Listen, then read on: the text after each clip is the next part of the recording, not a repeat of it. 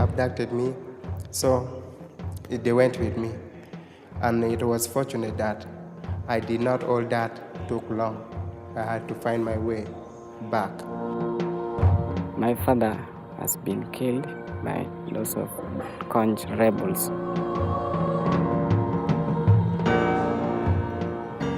My parents passed by war. The rebel killed my father, and my mother died also.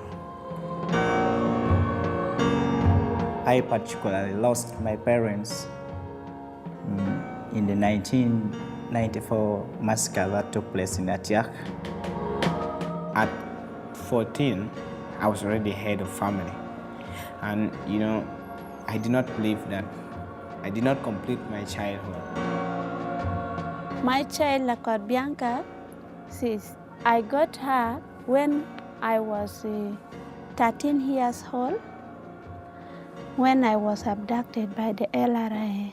And as I talk, I'm also one of the ex-combatant of LRA. I must not fear to tell you. Yes. For me, I was abducted at a very tender age. I spent a period of 6 years in the bush.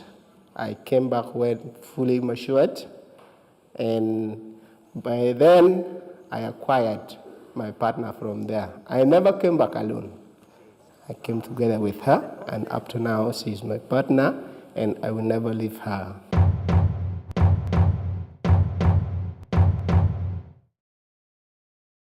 People still are struggling. People are struggling. Maybe we are even struggling more than we used to. Because at that time you were concerned about security, running around and doing this and that. And now that the war is over is when you are beginning to think, I used to have a land here, I used to have this and that. My mother used to be alive but was killed during a war. It's the time now that the children are struggling with, the girls are struggling with, and the entire community. Even if others are trying now to say the the north part is already settled, and there's no any more conflict seriously affecting people. The effect of this conflict is still moving on even up to now, because, for example, now my younger sisters and brothers just down, they still have that effect negatively because they are not able to make anything for their own life.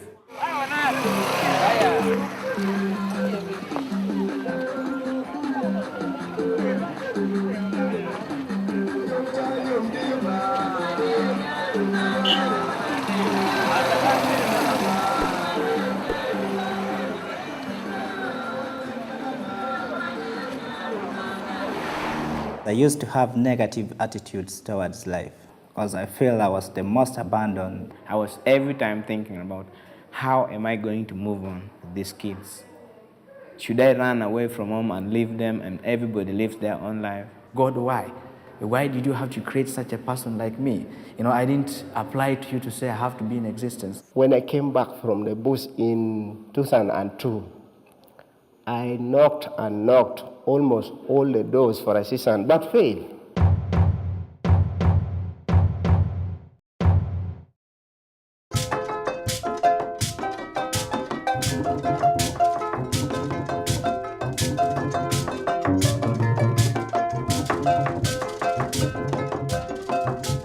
The Acholi Bursary Scheme is a project of the Embassy of the Kingdom of the Netherlands that began as an emergency program to support youth attain education. Well, the Acholi Bursary Scheme is a program that has been funded by the Netherlands for about 4 years now, since 2006. We were so outraged by the impact of the rebellion of the Lord's Resistance Army in northern Uganda. We decided that we should put in place a mechanism to compensate at least a few of the negative social effects of that rebellion. In any development context or post-conflict context, the overwhelming emphasis is usually on primary education. Now, you've got the Millennium Development Goals, you've got the human right to education, which explicitly extends only to primary school. Where we're pretty unusual, and there are not many like us up here or anywhere, is that we know that a primary education is not enough.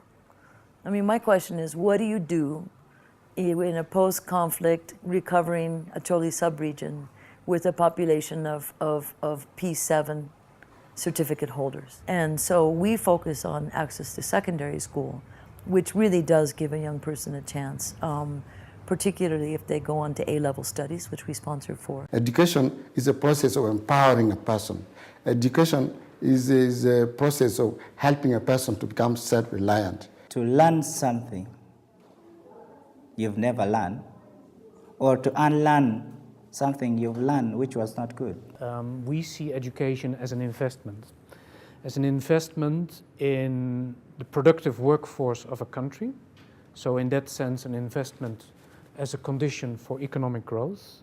But secondly, an investment in empowering the population. We first had contact with them in 2006, and they sponsored 83 students, almost half of the school by then. Education has been used in this circumstance as a conduit to attaining the project purpose, which is to attain reconciliation, reintegration, and reconstruction of the Acholi sub-region. So when I got sponsorship, everybody was trying to laugh at me with the thought that I was just going to waste time, because 6 years in the bush, 4 years at home after I've come back. But people have started fearing me from the very day when they heard that I was performing to the expectation. When the Acholi birthday scheme came in to help me, I felt relief from the burden I was having, because when I was at home, I was having very many evil thinking in me, and my friends were not beside me because they were in school and I was at home. I've been lonely, but now as education has come in, we are really all from different areas or different backgrounds. We are just together, we are acquiring the same knowledge, and we'll be departing as friends. Actually, the project is looking at inclusive education, where the youth or the vulnerable young people are taken to schools that are existing, government schools, so that they interact with the wider environment. The first day I stepped into class, I really suffered from inferiority complex. My size alone could not rhyme with the size of the various students. There's ones there. That one alone, I was very distinctive. And two, after they have realized that I'm the ex-combatant of the LRA, people really kept writing on top of my desk, "Welcome the killer." The Amnesty Act is a law that came into being in the year 2000, when the Parliament passed a bill that was supposed to legally provide for forgiveness to all those rebels, all the military groups that are fighting against the state. The only words I used to tell them that you just abuse, but I did not apply going to the bush. Most of the beneficiaries are youths who are potential rebels if they are not taken care of. The sport has been quite useful and beneficiaries, not only to the individuals, but even to the Acholi as a sub-region. And this program was started to support 3,500 students annually. And the beneficiaries of the project include vulnerable students of various categories. And these include formerly abducted young people, young heads of household, and young mothers. We have the chronically ill young people. We have young people with disability. So we give our students a choice. Do they want to be in formal secondary school, or do they want to go to vocational school? And we've seen them all the way through, regardless of what their choice is. We've had a particular focus on girls. I'm very proud to say we met our goal of 50% female sponsorship, which is a really, really big deal. One of the main things we do for girls is provision of sanitary pads. Research has shown that on average, an adolescent lady can miss up to 3 or 4 days of school per month if her sanitary needs are not taken care of. Okay, actually, bursary scheme, they have sponsored so many girls in this school over years. So if a girl is in the school and is a mother at home and is always looking after their siblings, and they sponsor the child and at the same time also give some small transport to such a child. In 2007, I conceived and I had one child. They took me under child mother. They were giving me allowance. Even up to now, they're still giving.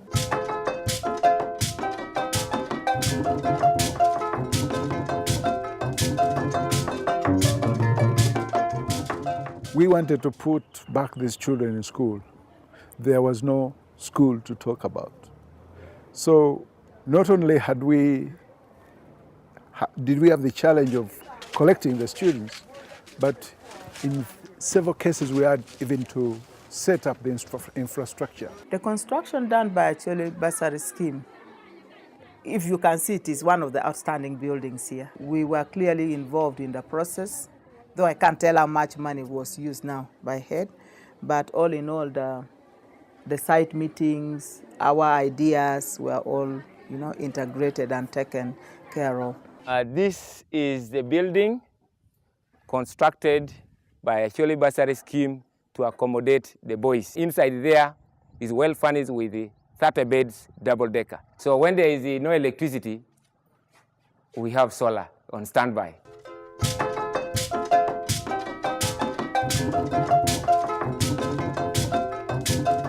The textbooks have made a big difference. One of our area of difficulties was stocking the library. But when actually bursary scheme came in, then they gave us the most essential, because they asked us the kind of textbooks we wanted. So we gave them the list. They were basically science books, and that's what they supplied. And we have also bought brailles for the blind so that they can use it for reading. Yeah, indeed we have. We have also provided wheelchairs. We have provided 2 or 3 wheelchairs for our disabled students. I've received one help from the Office of Interest Uganda that they have provided us with braille papers, at least one box. It was containing a lot of papers. Apart from just paying school fees, we also pay the boarding fees, exams and exams-related fees. We give them beddings, we give them shoes, we give them school bags.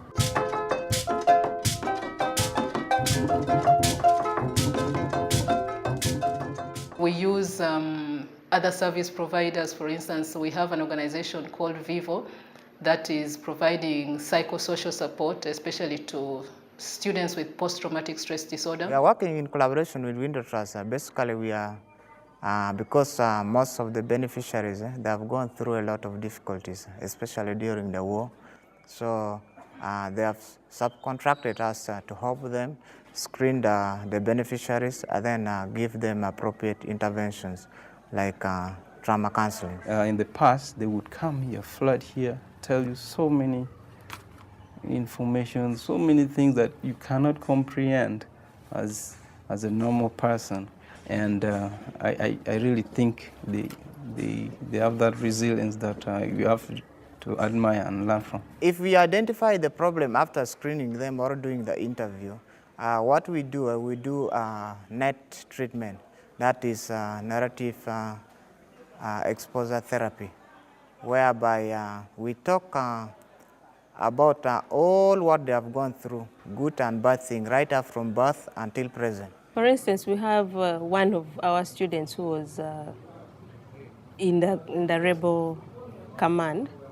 He was one of the army people, and I think he participated in killing some of his relatives and people within his neighborhood.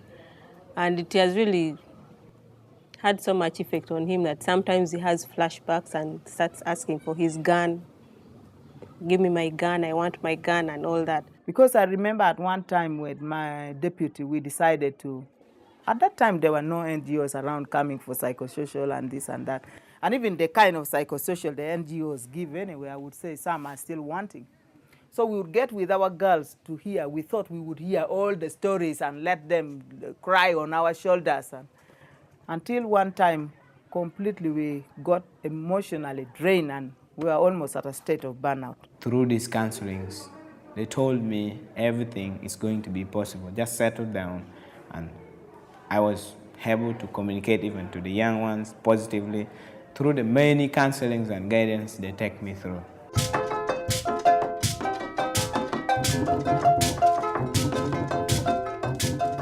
I help the students access medical care because they come directly to me when they are not feeling well.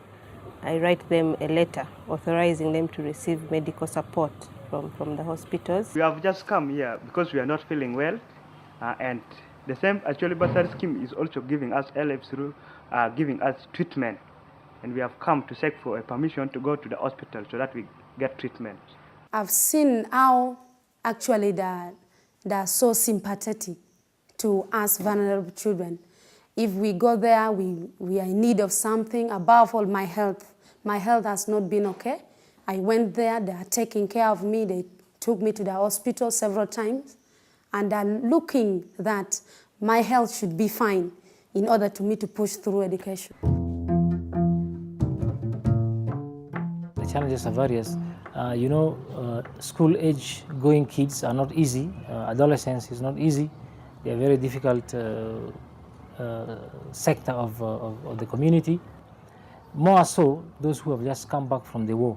Someone who has been in captivity for 10 years finds it very difficult to go back into classroom science. We were kind of also afraid of the students because especially the formerly abducted, it was like, wow, you never know what this child would do.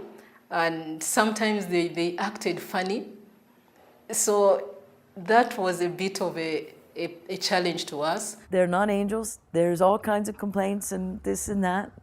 But maybe I'm just a bit, oh, I don't know. For whatever it is they're coming from, whatever it is they've done, they're trying. And to me, that's an absolute, to me, this project and these young people, the story of this project and the story of these young people that we're helping is a story of the strength of the human spirit. When we first went into this project, the leaders, the local leaders, confronted us and asked us what was in it for them. We said, everything. They are your children. The Window Trust are doing a lot on the returnees and the young mothers and the vulnerable children, like the child mothers from the bush. They were There were over 250 who got trained under the Window Trust in St. Monica Tailoring School. They found me at a stage that my goals are already set. Some of them I was already losing, and it was very difficult now to go back to those things. So I had focused myself to now sift to and fight hard to become a teacher, and I'm a good teacher indeed. If the Choli Bursary Scheme could have not given me a helping hand of sponsoring me to school, right now I think I would have been married, which is not the case with me. Since I'm able to see, I do need assistance. If they were not to bring me up by this time, I don't know if I would be, or if I would be still alive. If you walk around in the community, the first organization they will talk of will be Window Trust. They have done a lot. They have trained us about savings. That we have, with their training, we are now in position to save money. I can now stand in the public and also be recognized as somebody who is big about the academics, because I know now at least some good behaviors that I've learned from the school. The support that actually Bursary Scheme has given has brought this institution to the level you are seeing today. But otherwise, it was very young, very small. I could say if it was a child, it would be a malnourished child. But now, the child has survived. Since then that they picked me, my life never remained the same. I began simply, and I began to see some hope in my life. I began to think positively, like I'm like any other student from any other family. I began to engage myself for leadership career from that very on time. And since then, I have never gone to a school and failed to be a leader. And as I'm speaking right now, I'm leading the entire university. And I still have hope that one day I'll also leave my nation as Uganda, as the president of Uganda. My future, really, in future I intend to be one of the surgeons. My future dream is I want to be an engineer. I will be a teacher. I do aim to go and do accounting. I want to pursue law. I've set a goal to become an engineer, whereby now it is only 3 years to pursue my other diploma in mechanical engineering. That's really, I've planned for that and I will achieve that goal. So for me, I see Window Trust as my what?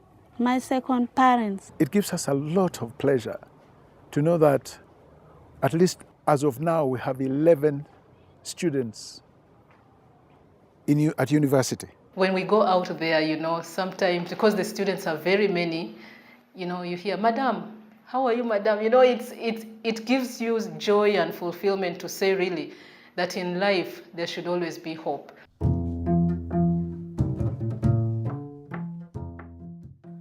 Now, seeing that Wtu Abs scheme, now that program is ending, it is like the humble request to them,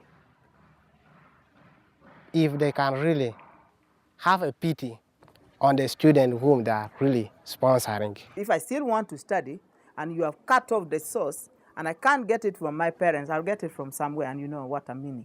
And that can really, again, still put the girl child at a disadvantage. If possible, they could continue with us at least for more 5 years, so that others finish university and then even the rest those who are still started. We were supposed to go through a process of cutting the number of students to meet the demand of the donor. It wasn't easy because in the end, we were asked to remove the students who did not meet a certain grade. We were supposed to force them out of the program later, and it wasn't easy. At the moment, so many of them are home. The Embassy of the Kingdom of Netherlands gave us an extension of 1 year because the program should have been 2006-2009. So we got a non-cost extension year. The embassy has committed to supporting the 412 students who will not have completed their education cycle by the end of this year. The question we ask ourselves is, how long does Northern Uganda still need affirmative action? And the second question is, does this affirmative action need to be in the form of a special program by a donor, by an embassy, or is this a government responsibility? You see at the moment that the PRDP, the Peace and Reconstruction Program for Northern Uganda, is kicking in, is providing additional funding, is providing additional opportunities for people in Northern Uganda. So we feel that now is the time for donors to phase out their individual activities and to start supporting this joint government program focusing on the North as a whole. Right from the beginning, we knew that this was an intervention. It was not a permanent program. And as all interventions go, they can only cover a specific period and you get out, because you don't have the capacity to ensure continuity. But one hopes that where we have stopped or where we will stop, the government will pick it up from there. We would have liked to do more. Indeed, there is still a lot of need, but we are constrained by resources. We would be quite happy if we got someone to lend us a hand to enable us carry on the good works, because there are still many children out there who need this kind of help? I say that they have a human right to a future. They have a human right to become something more than they were made to be in the past because of the war. We have seen adolescents playing together once again. We have seen kids who never used to brush their teeth or comb their hair, coming back to their senses. They can put on clean shirts, clean trousers, go to school, cut their fingernails. ABS has done a lot, and you know everything has the beginning and the end. Maybe this is the end of it, but again, it needs not to stop just like that. Anybody who feels, any company who feels, like any individual who is able to make it to the next step, I really feel I have to tell them they have to do it at least for the betterment of the world.